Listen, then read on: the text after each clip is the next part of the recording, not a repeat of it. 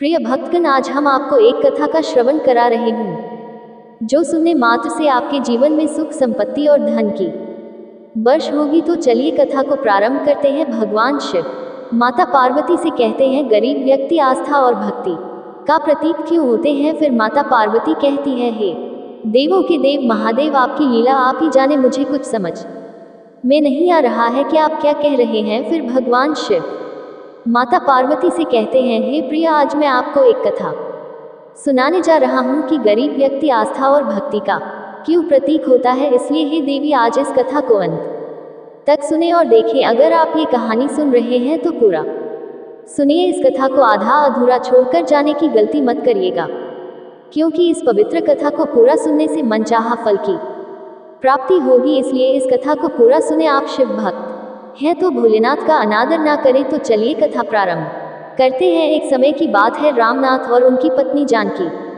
भगवान शिव के बड़े भक्त थे। रामनाथ के परिवार में कई पीढ़ियों से पंडिताई का काम होता आ रहा था और रामनाथ भी इस परंपरा को आगे बढ़ाते हुए घर घर जाकर पूजा पाठ करवाता था। गांव में जानकी को सभी लोग पंडिताइन कहकर बुलाते थे और कोई भी शुभ काम करने से पहले उसकी सलाह जरूर लेते थे। अरे पंडिताइन घर में हो कि नहीं? हाँ हाँ, मैं कहाँ जाऊंगी। ओह अच्छा, तुम पूजा में लगी हो? अरे बस करो, भोलेनाथ को घर बुलाकर ही रहोगी क्या? अरे कमला, ऐसे भाग्य हो जाए तो जीवन सफल हो जाए। आज सोमवार है ना, तो मेरा और पंडित जी का व्रत है। ये लो भोले बाबा का प्रसाद, अच्छा लाओ। अच्छा पंडिताइन, वो मुझे ना मुन्ना का मुंडन करवाना है, जरा अच्छा सा दिन देखकर तो बताओ। हाँ हाँ, अभी लो बस 2 मिनट रुको, परसों का दिन सही रहेगा। अरे इतनी जल्दी नहीं, इसके बाद का कोई दिन देखो, मुझे दावत करनी है। इतनी जल्दी कैसे हो पाएगा सब? इसके बाद तो अगले महीने की ही तिथि ठीक रहेगी। ओहो नाना, अगले महीने तो देर हो जाएगी। कमला, तुम परेशान क्यों होती हो? मुन्ना का मुंडन परसों ही करवा लो, सारी तैयारियों में मैं तुम्हारी मदद कर दूंगी। सच पंडिताइन, तुमने तो सारी परेशानी ही हल कर दी, और वैसे भी तुम रहोगी तो सारे काम बिल्कुल सही तरीके से हो जाएंगे। और पंडित जी को भी बोल देना, मुंडन के बाद हवन उन्होंने ही करवाना है। ठीक है, मैं बोल दूंगी। अच्छा एक बात बताओ पंडिताइन, वो वैद्य जी के बारे में बताया था, तुम गई थी वहाँ? हाँ गई तो थी, इलाज भी चलाया, लेकिन कोई फायदा नहीं हुआ। अच्छा चिंता मत करो। वैसे पंडिताइन, मैं क्या कह रही थी, तुम क्यों परेशान होगी? छोटी सी तो दावत है, मैं निपट लूंगी सारे काम। मुझे अब भी याद आया, वो मेरे जेठ जी है ना, वो कह रहे थे कि इस बार हवन वही करेंगे, तो पंडित जी को भी परेशान होने की जरूरत नहीं है। अच्छा तो मैं अब चलती हूँ। इतना कहकर कमला वहां से चली जाती है। वह भले ही कुछ साफ साफ ना कह पाए हो, लेकिन जानकी सब समझ गई थी। फिर उसी शाम उसने कहा, सुनते हो जी, आज कमला आई थी, अपने मुन्ने का मुंडन करवा रही है। अच्छा तो फिर कब जाना है? नहीं, हमें नहीं जाना, पहले बुला रही थी, फिर पलट गई। अरे लेकिन क्यों? पूछने लगी कि वैद्य जी के यहाँ से फायदा हुआ या नहीं। अच्छा तो जब उसने सुना कि हमें बच्चा नहीं हो रहा तो हमें अपने घर बुलाए नहीं। उसकी गलती नहीं है जी, उसका मुन्ना पैदा होते ही बीमार पड़ गया था, बड़ी मुश्किल से ठीक हुआ। ऐसे में उसके मुंडन के वक्त हमें बुलाने में तो संकोच करेगी ही ना। नहीं जानकी, ये सब अंधविश्वास है, हमारी कोई औलाद नहीं है तो क्या हम सबके लिए अपशगुन हो गए हैं? ये तो मुझे नहीं पता जी, लेकिन इतना जरूर जानती हूँ कि जरूर कोई ना कोई बड़ा पाप हुआ है मुझसे, जो शादी के 10 सालों के बाद भी मुझे अभागन की गोद सुनी है। जानकी की आंखों में आंसू थे, और जब यह आंसू उसके बस से बाहर हो गए तो वह मुंह छिपाकर अंदर कमरे में चली गई। रामनाथ के लिए भी ये तकलीफ काफी बड़ी थी। एक तो संतानहीन होने का दुख, और ऊपर से गांव वाले भी अब रामनाथ और जानकी से किनारा करने लगे थे। लोगों ने धीरे धीरे रामनाथ को पूजा पाठ के लिए बुलाना कम कर दिया, जिसकी वजह से रामनाथ के लिए घर का खर्चा चलाना भी मुश्किल हो रहा था। अरे किशोर जी, मैंने सुना बड़े बेटे का जन्म संस्कार करवा रहे हो, मुझे याद नहीं किया आपने। वो पंडित जी, दरअसल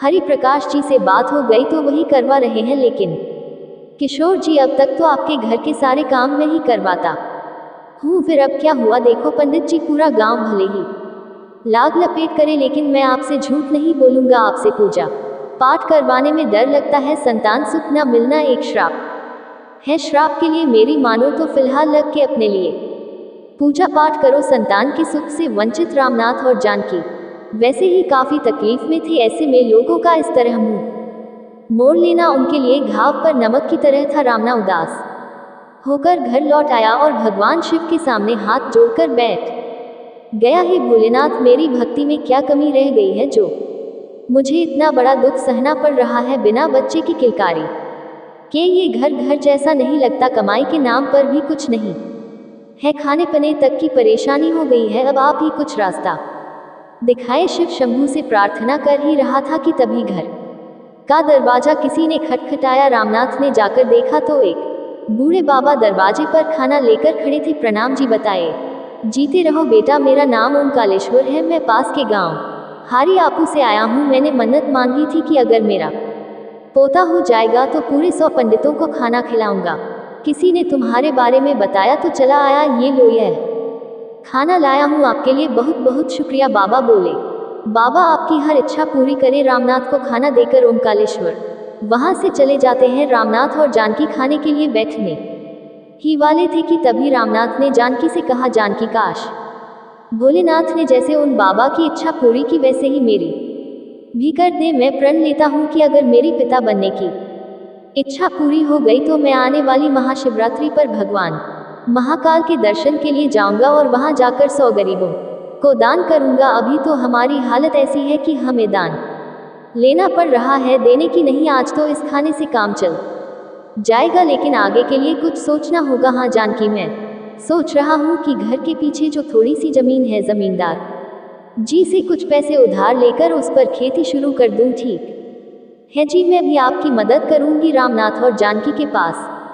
और कोई रास्ता नहीं था। गांव के जमींदार से पैसे कर्ज पर लेकर रामनाथ ने खेती करना शुरू कर दिया। धीरे धीरे खाने का जुगाड़ होने लगा। जानकी भी सारा दिन रामनाथ की खेत में मदद करने लगी, लेकिन एक दिन अचानक खेत में काम करते हुए जानकी चक्कर खाकर गिर पड़ी। रामनाथ फौरन उसे घर ले गया और फिर अम्मा से पूछा, अम्मा जानकी ठीक तो है ना, क्या हुआ उसे? अम्मा ने कहा, अरे रामू बेटा, अब खुश हो जा, भोले बाबा की कृपा बरसी है, जानकी माँ बनने वाली है। बूढ़ी अम्मा के शब्द रामना के लिए अमृत की तरह थे। उसने सबसे पहले जाकर भोले बाबा के सामने सिर झुकाया और फिर जानकी के पास जाकर बोला, जानकी मैं बहुत खुश हूँ, अब कोई दुख नहीं, कोई परेशानी नहीं। आखिर भोले भंडारी ने अपने इस भक्त की पुकार सुन ही ली। जानकी ने कहा, जी जी मैं भी बहुत खुश हूँ, लेकिन इस खुशी में हमें अपनी मन्नत के बारे में नहीं भूलना है। याद है ना, इस महाशिवरात्रि पर आपको भगवान महाकाल के दर्शनों के लिए जाना है और वहां जाकर मन्नत पूरी करनी है। जानकी ने याद दिलाया, मुझे सब याद है जानकी, मैं अपनी मन्नत जरूर पूरी करूंगा, उसने आश्वासन दिया। महाशिवरात्रि आने में कुछ ही दिन बचे थे। रामनाथ जी जान से खेती में लग गया। गांव के एकाध घर से पूजा पाठ करवाने के लिए भी अब उसे बुलाया जाने लगा, लेकिन फिर भी वह सही समय तक इतने पैसों का इंतजाम नहीं कर पाया कि अपनी मन्नत पूरी कर सके। खेती के लिए उसने पहले से ही कर्ज ले रखा था, जिसे अभी चुकाना बाकी था, इसलिए वह अपनी मन्नत के लिए और कर्ज भी नहीं ले सकता था। रामनाथ को समझ नहीं आ रहा था कि इतनी जल्दी अपनी मन्नत कैसे पूरी करेगा। महाशिवरात्रि से एक दिन पहले वह गांव के शिव मंदिर में गया और हाथ जोड़कर भगवान शिव से बोला, आपकी लीला और परंपरा अद्भुत है भोले भंडारी, शायद मैं ही आपकी भक्ति ठीक से नहीं कर पाया, मैं अपना प्रण पूरा करना चाहता हूँ, मेरी मदद कीजिए प्रभु। रामनाथ भगवान शिव की प्रतिमा के सामने फूट फूट कर रोने लगा। तभी उसने अपने कंधे पर किसी का हाथ महसूस किया। रामनाथ ने पलट कर देखा तो सामने ओमकालेश्वर बाबा खड़े थे, जो उस दिन रामनाथ के घर खाना लेकर आए थे। बेटा तुम यहाँ सही वक्त पर मिले हो, सुनो मुझे तुम्हारी मदद की जरूरत है। जी बताएं, मैं क्या कर सकता हूँ बेटा? इस महाशिवरात्रि पर मेरी महाकाल के दर्शन की बड़ी अभिलाषा है। अब मेरे बेटे को अपने काम से ही फुर्सत नहीं, वह शहर में काम करता है और अकेले जाने की मेरी हिम्मत नहीं हो रही। क्या तुम मुझे ले चलोगे? तुम्हारा आने जाने और खाने पीने का खर्चा मेरा, और मैं तुम्हें इसके अलावा भी कुछ पैसे दूंगा। बाबा आप साक्षात देवता स्वरूप बनकर आए हैं, मैं आपके साथ चलूंगा, बिल्कुल चलूंगा। रामनाथ बहुत खुश था। महाशिवरात्रि से एक दिन पहले ही वह ओमकालेश्वर के साथ भगवान महाकाल की यात्रा के लिए निकल पड़ा। वहां पहुंचकर महाशिवरात्रि के दिन उसने पूरे विधि विधान से भगवान शिव के महाकाल स्वरूप की पूजा की और फिर ओमकालेश्वर से मिले पैसों से 100 गरीबों को दान करके अपना प्रण पूरा कर लिया।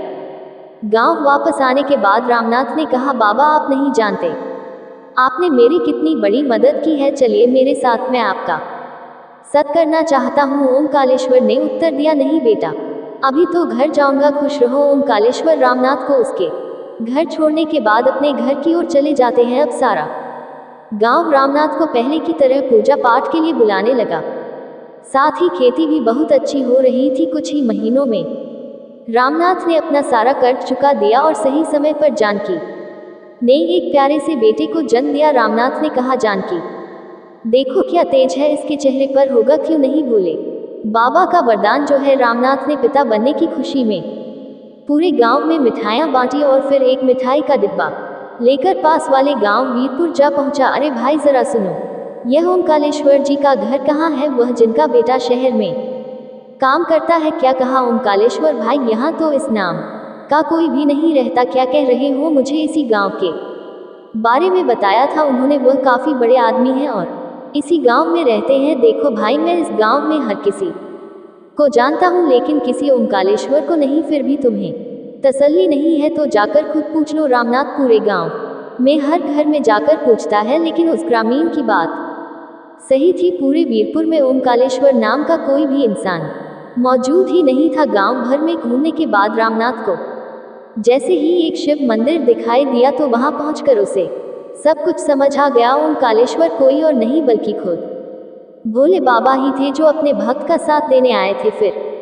भगवान शिव कहते हैं, एक दिन उसी गांव में, बाबा रुको आज, फिर आप अपने खाने का डिब्बा भूले जा रहे हो। अरे मेरी लाडो बेटिया, तू मुझे कभी भूलने देती है क्या कोई चीज़।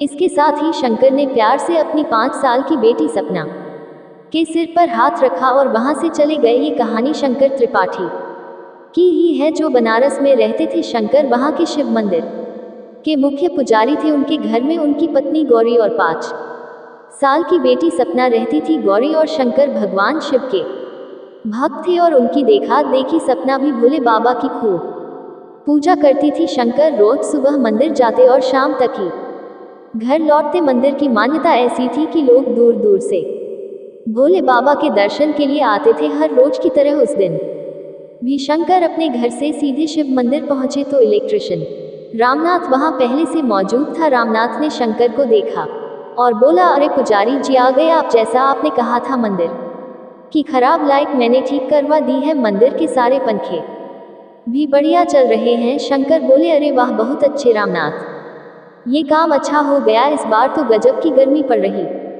है और भक्त महादेव के दर्शन के लिए धूप में सारा दिन लंबी लंबी लाइनों में लगे रहते हैं। अब कम से कम मंदिर के अंदर आने के बाद तो उन्हें ठंडी हवा मिलेगी। भोले बाबा सबका भला करे, ओम नमः शिवाय। शंकर मंदिर के मुख्य पुजारी थे और स्वभाव से बहुत अच्छे व्यक्ति भी थे। वह हर किसी के बारे में सोचते और पूरे मन से भोले बाबा की भक्ति करते हुए भक्तों से मिलते दान से ही महीने के आखिर में पूरे मंदिर के स्टाफ को तनख्वाह बांटते और अपने लिए तो केवल उतना ही पैसा निकाल पाते थे जिससे उनका घर चल सके।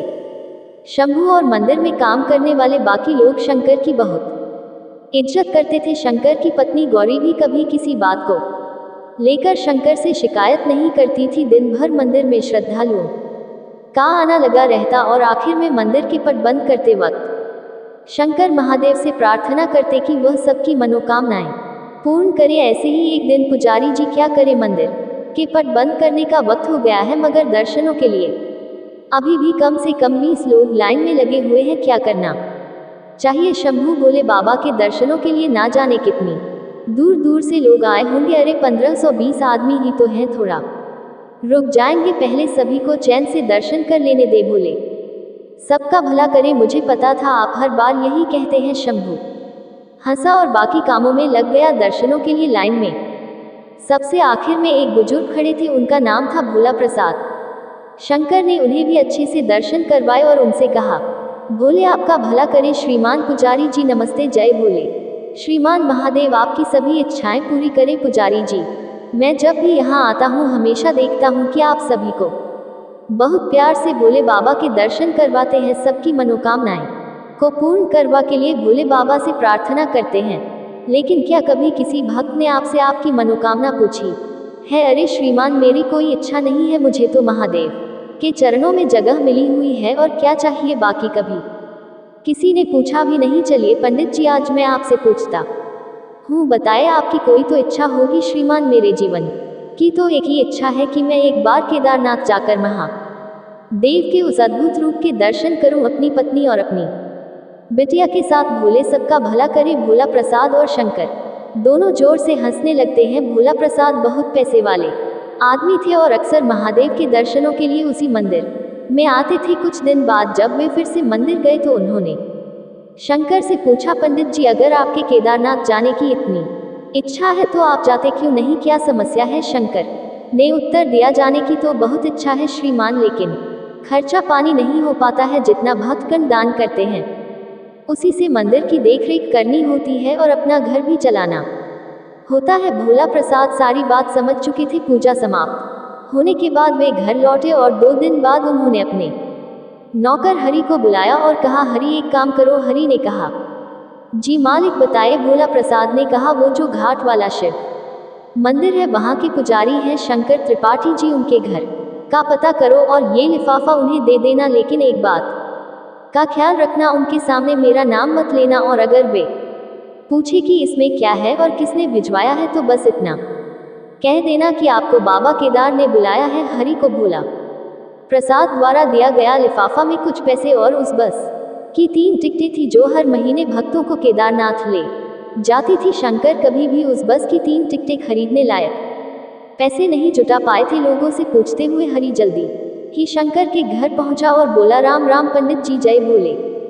आप कौन है? मैंने आपको पहचाना नहीं। पंडित जी, मैं कौन हूँ यह जरूरी नहीं है, आपके लिए ये लिफाफा भेजा है। किसने भेजा है, क्या है इसमें? शंकर ने पूछा। भाई पंडित जी, वो मुझे नहीं मालूम, लेकिन जिसने ये लिफा भिजवाया है उन्होंने कहलवा ने आपको बुलाया है। शंकर हरि की बात समझ नहीं पाते और लिफाफे को हरि से लेकर गौर से देखने लगते हैं। तब तक हरि वहां से चला जाता है और शंकर उसे आवाज लगाते रह जाते हैं। शंकर जब घर के अंदर आकर लिफाफा खोलते हैं तो उनकी आंखों में खुशी के आंसू आ जाते हैं। वे उस लिफाफे को भोले बाबा की कृपा मानते हुए अपनी पत्नी गौरी से कहते हैं, गौरी ओ गौरी, देखो मेरा सपना पूरा होने वाला है। भगवान भोले बाबा ने अपने दरबार में बुलाया है। मेरे महादेव ने मुझे केदारनाथ बुलाया है। शंकर गौरी को लिफाफे के बारे में बताते हैं। गौरी भी बहुत खुश हो जाती है। इसके बाद शंकर और गौरी अपनी बेटी सपना के साथ केदारनाथ यात्रा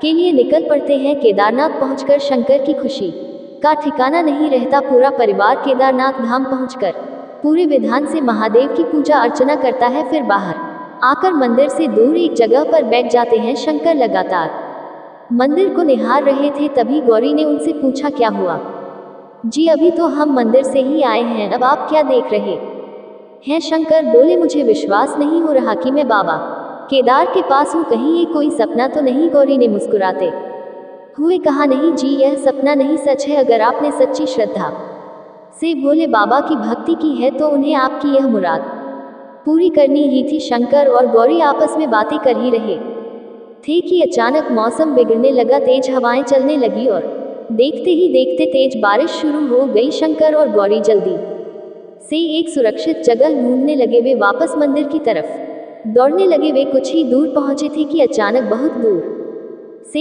एक आवाज आई। दरअसल शंकर ने देखा कि पीछे से पानी का सैलाब उनकी तरफ बढ़ रहा है। उन्हें समझने में देर नहीं लगी कि उनका सामना किसी त्रासदी से होने वाला है। शंकर अपनी बीवी और बच्चों को पानी की विपरीत दिशा में लेकर भागा, मगर पानी कुछ ही सेकंड में उन तक पहुंच गया। तीनों पानी के उस तालाब में बहने लगे। गौरी, सपना, मेरा हाथ मत छोड़ना, मैं तुम दोनों को कुछ नहीं होने दूंगा। बाबा, हम मरने वाले हैं क्या? नहीं बेटिया, नहीं, बोले बाबा हमारे साथ है, कुछ नहीं होगा। तीनों एक दूसरे का हाथ पकड़े हुए पानी में बह रहे थे। गौरी ने सपना का हाथ तो थामे रखा, लेकिन कुछ देर बाद उसका हाथ शंकर से छूट गया। शंकर ने बहुत कोशिश की मगर वह उन दोनों तक नहीं पहुंच पाए। तभी उन्होंने देखा कि एक बड़ा सा पेड़ उनकी तरफ बह रहा है।